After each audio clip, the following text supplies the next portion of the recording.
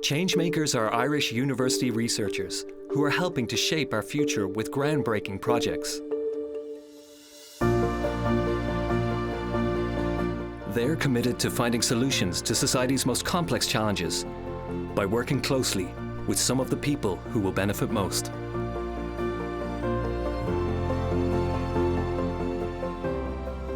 Welcome to Changemakers.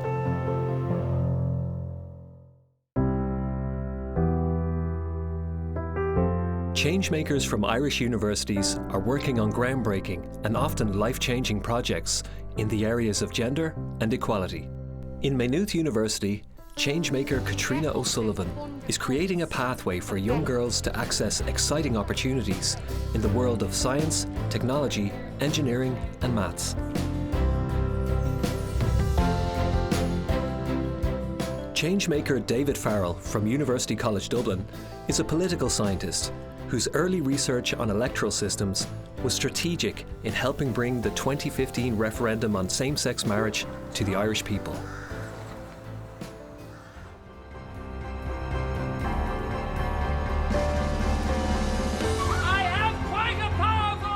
The marriage equality referendum was a pivotal event for many reasons. Not only was Ireland the first country to pass a referendum on the issue of same-sex marriage, it was also the first time in the world that a citizens' assembly had resulted in a successful referendum. Freedom and tolerance, liberté, fraternité, égalité.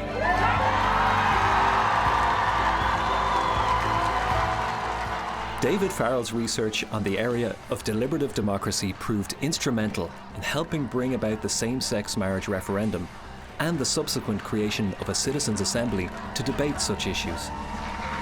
Votes in favour of the proposal, 1,201,607. I felt quite an extraordinary emotion. I mean, just to think that Ireland was the first country in the world to vote for marriage equality, and that we'd come down this road to that moment in 2015 when the guts of 2/3 of Irish citizens said, yeah, we should have that in this country. In 2009, Ireland was in political and economic turmoil when David returned to Ireland from the UK. David, along with other political scientists such as Jane Souter, began to talk of change. It was the middle of the crash. We saw that once again Ireland was going down the tubes, and we were thinking it's because they listen to too few people. There aren't enough voices there. They don't listen to the people, they listen to the same vested interests and bankers. So we set up a blog called Political Reform, and we started trying to agitate for change.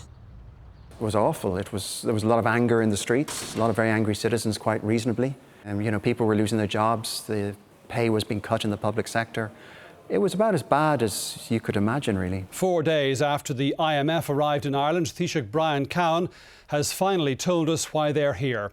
Tomorrow, November 22nd, the government will begin formal negotiations for an international rescue package for the Republic. Tonight, there have been angry scenes outside government buildings as a small number of protesters attempted to block official cars leaving after this evening's cabinet meeting. They shouted shame. Gardaí cleared the roadway. I think it was actually because the IMF and the Troika were in here. So when the government was looking at what they could do, they couldn't do anything, It was Chopra who was calling all the shots. They needed to do something different, and they needed to show people that they would actually listen to the people. So I think that was really the crucial thing. And we began to get a sense that some were particularly receptive, were Enda Kenny and Damon Gilmore, the Taoiseach and Taoiseach at the time. They could see this. They could see that this was something that would be worth trying. And they were, in fairness, already talking about setting up a convention on the Constitution. What we, I think, managed to do was to bring deliberation into the process. Central Statistics Office with me here today. The historic first sitting of the Constitutional Convention happened in 2012. 66 citizens chosen randomly from the electoral register make up some of this 100-member panel of the Constitutional Convention. They're joined by independent chairman Tom Arnold and 33 politicians, 4 of them from the Northern Ireland Assembly. So some very senior politicians were members of that. Some of them would have been sceptical before they came in and would have wondered, will people really commit? Will they really listen? And having sat with the citizens for a number of weekends, they realised the commitment. This was very high profile, the decision of the Constitutional Convention. There was a huge overflow of people who wanted to be in the room to witness this. So the cheers when the vote came out, that it was an overwhelming majority of the convention members saying, yes, let's have this referendum. It just got so much attention, it was impossible, I think, for the politicians to ignore it. 1,607. The big thing that the convention contributed to the result on the marriage equality vote was the calling of the vote in the first place, because I'm sure it wouldn't have happened. It wouldn't have happened for a long time more. But we also know from research that we did we carried out survey work on voters on polling day, all of the usual indicators you'd expect behind the yes vote. But we could see that separate from all of that, it was knowledge of the role of the Constitutional Convention which influenced that vote. Elaine Cahalan from Cork and Jenny Sinnott from Boston in the United States married in the wake of the marriage referendum. For the couple, the yes vote had truly life-changing consequences. Well, I guess throughout our relationship, we always knew we were going to get married. Whether that was here or somewhere else, but that was always part of our plan. But after the referendum, I guess for us it was the natural course. It was a very joyous time. It was a very nice and, I suppose, accepting time. There was a mindset, there was a culture change in Ireland that we felt, that we were no longer, tolerated. We were embraced and celebrated, and that was a very important mindset shift. The news of the marriage referendum result reverberated beyond these shores. I got calls from every corner in the States. Every one of my family members reached out because it was on the news everywhere. It made the news all over the world. So it gave me a real sense of Ireland being home now, and a real pride in being Irish and living in this country that took such a decisive and bold, when you look at it, step, because it was this massive decision left in the hands of the citizens, and being the first country to do that, I think, was a bold stroke. After the referendum on same-sex marriage, success followed in referendums on issues relating to abortion and blasphemy. Attention then turned towards gender equality. We have a clause in the Constitution about a woman's place being in the home, as it's colloquially known. So the first Constitutional Convention recommended, having a referendum to take that out, but there was division over whether to replace it with carers or just take it out. That wasn't solved. So that's why in 2018, 2019, a new one was proposed to look at the whole area of gender equality. Now, having a referendum to take the women's place in the home clause out, having a referendum to widen the definition of family, so families wouldn't have to just be based on marriage. Other types of family could be recognised by the Constitution. The Citizens' Assembly on Gender Equality started meeting in 2020 with a raft of issues to debate and vote on. To each and every one of you, to the opening of the Citizens' Assembly on Gender Equality, as you've just heard. Grace Hickey was one of the 99 members who would contribute to those discussions. I heard of this Citizens' Assembly after the marriage equality referendum. I have very little interest in politics, to be honest with you. I was apprehensive because I wasn't too sure how I was going to be able to cope with facts and figures and graphs and all that sort of thing. And that frightened the hell out of me. So I said, if I can't cope, I'll just say, sorry, I can't cope. Grace and the other Assembly members decided on 45 recommendations that are currently with a special Oireachtas committee that is headed up by TD Ivana Bacik. In the near future, Ireland could be called upon to vote once again on more issues that will create change. And when you actually got people up and you heard their stories, I think that's what really mattered, There were kids who got up and talked about, their two mums and how they were really concerned that, if one of the mums got sick, they mightn't be allowed into the hospital as a next of kin. This kind of thing. And I think that's what mattered to the people in the room as well. Do they take responsibility? The experts were fabulous. I mean, there were some excellent speakers. There were some very difficult, hard subjects, to assimilate. But I think might have been helped by It's kind of the social aspect and talking to other people about their experience. I was doing it for the next generation. I was doing it for the women of Ireland, but also the men, because I do think I want my granddaughters and my grandsons to be aware that there should be very little, if any, difference between gender. Yeah, everybody should be able to do what they want to do in life and not be put aside. My colleagues and I had no idea back in 2010 what kind of journey we were going to go down. We were promoting this idea. We were lucky to get the funding to promote this idea of a citizens' assembly. But I think in my wildest dreams, I never would have thought it would have come quite so far. There have been politicians who've embraced this role of a citizens' assembly and are using it repeatedly now to discuss really difficult things. Marriage equality was an amazing step in equality for the LGBTQ+ community in Ireland.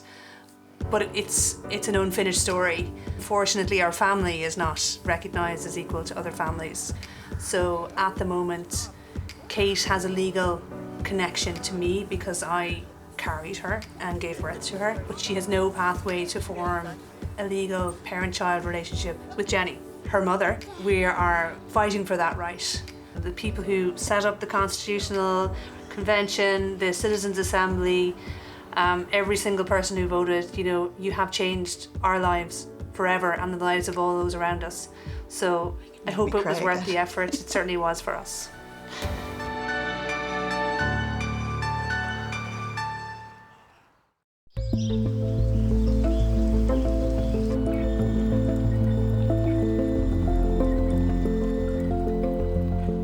The advances in the way society functions, from business to lifestyle and from medicine to communications, rely heavily on the innovations that are happening in the areas of science, technology, engineering and maths, more commonly referred to as STEM. While recruitment in STEM jobs in Ireland is on the rise, it's reckoned that women only account for 1 in 4 jobs in the area as a whole. Changemaker Dr. KATRIONA O'Sullivan from Maynooth University has been working in the area of equality in education for many years. She is the research lead of the STEM Passport for Inclusion project. And one area that's really, really important right now is trying to support girls, but particularly working class girls, to actually be able to engage in the technological revolution. Like, we're in the middle of a STEM revolution, like we have a skills gap in Ireland. And so my work is about trying to take my research and say, how can we make sure that this particular group are skilled, are motivated, believe in themselves, and that they can move into STEM jobs and STEM courses and STEM professions if they choose to. KATRIONA and her team has come to the Mercy Secondary School in Inchicore in Dublin to work with its senior cycle students. The principal of the school is Michelle O'Kelly. Mercy Secondary School is situated in Inchicore in Dublin 8. We have an enrolment of 170 students. We do have a status of being a DEIS school, so that's delivering equality of opportunity in schools. So really what this means is we have a very specific action plan to target educational disadvantage and address this through a number of initiatives and programmes. Like, I go into the school, it's probably the best time I have out of all of my job, apart from lecturing the students, because you just get to learn and see that there's so much potential and talent and just savvy in these kids, and so much aspiration and drive for life, and it's a real privilege, and I love going into the schools. You get 8 subjects that you'll study for your Leaving Cert, and the best 6 of them, right, you can get up to 100. We're here today to begin my research project, which is called the STEM Passport for Inclusion. First day is just introducing the mentors to the young women and getting them familiar with each other, and I suppose beginning that process of trying to introduce them to the idea that STEM is possible for them. I'm very interested in English and geography because I want to be a secondary school teacher. KATRIONA's programme is working with nearly 1,000 Irish girls. It offers the girls a pathway to STEM careers via a university-accredited STEM qualification, as well as connecting them with professional women who work in the country's leading tech companies. I'd love to do surgery, but I'd also be very interested in like the research side of things. Like, I'd love to research all about different diseases and cancer and everything like that. So. You have a mentor at your table. What I want you to do is I want you to find out the most interesting fact about your mentor. But you also have to find out about her job, what she does for a living, try and find out how much she gets paid. So you have 5 minutes, let's go. I got involved in the programme because Katrina was telling me all about it, and I was like, I would absolutely love to get involved with that because one, I'm very, very passionate about working in STEM, and I'm also a teacher, so you know, I absolutely love working with students. I didn't have a clue what Minecraft was, and the first day I started at Microsoft, it was like a summer camp, and the kids were like, "Oh, can you?" I thought she was great. She was really chatty, and she really was relatable and reached out to us about like her story and how anyone can go to college. Your job. So I technically still work in outreach as a teacher. I'm always amazed at, even when Alex and Esther were talking there, saying, what do you want to do? And you know, Esther was saying, oh, I want to do medicine, I want to do the HPAT, and I need this many points. And you know, then they were saying, oh, I want to do secondary school teaching, I might do English. And they knew how many points and stuff, and they knew about ordinary versus higher. And I was like, oh my God, you're so lucky, because when I was in school, it was great and the guidance counsellor were great, but I wish I kind of had my head like screwed on like they do at this age. Results, and you can still keep your job. We're genuinely very proud to say that in Dublin 8 the average is about 28% progression, but this year we had 90% progression to university. That sounds, you know, great, but behind that is a huge amount of effort, hard work and partnerships with parents and the community to help that happen. When I was younger, we took photos and then we printed them. So this is an album from way back when. There's one of me, and I was talking about the girls in the school. Like, that was my first year in secondary school. Yeah, so full of hope then. One thing about me is, like, I have that rags to riches tale, you know, come from the flats, really poor family. So I left school at 15 and pregnant. That's one of the worrying things that I do tell them. That's me there, and there's me 15 with John. Yeah, John's about 6 months there. And I always say, take note that you don't have to do this to get where I am, but I have to be honest about where I've come from and who I am.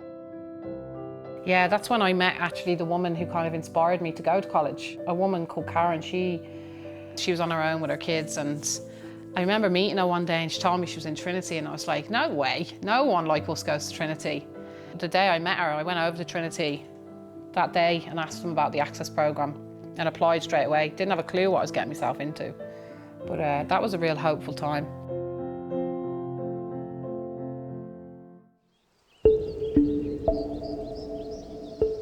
The Mercy schoolgirls have started 5th year, and they are now on their next stage of their STEM passport journey with Katrina and the mentors from Microsoft Ireland. We're in Maynooth with Katrina for the STEM passport programme with Microsoft, and we're just getting introduced to it and having time with our mentors. Because there's data on it, do you know what I mean? Yeah. Vital information. It's important to have role models from all areas, and right now these kids are limited in terms of seeing scientists and STEM successful women, knowing them, really knowing them, and then being able to use that information to decide whether that's for them or not. So the STEM passport is all about that, and we do say to the mentors that we're recruiting, we don't really care what you do or what you say. What's more important is how you say it, and that you're there consistently with these young women. I think role models are like very important for any girl, like my age, even younger. Like, I think everybody needs such a good, strong, like, female role model, especially if you're a girl, because when you're growing up around like where we're from, it's kind of like you don't really see anybody like that. It's kind of all just like mas and all, and then you're just like, I'm just supposed to be that. So it's just like a little bit of a push to say you don't have to end up like that. Like, you can become somebody else. Like, you can kind of make it for yourself. I relate to all of them, but mostly the gobby one at the back of the room. So Caitlin is, I relate to Caitlin a lot. And so I was that kid that had the potential. And so I relate to that in other kids. And all of them have potential. I never go into a room and think that any of them can't be whatever it is they want to be. I think we just all have different challenges or different goals. My plan was that, like, I just flow through school. Like, I didn't really need a leaving cert or anything. So I was thinking, like, I want to do hairdressing like my brother. Katrina then came in with the programme, and I was thinking, like, I can do that, like, really well. So now I want to do something in STEM.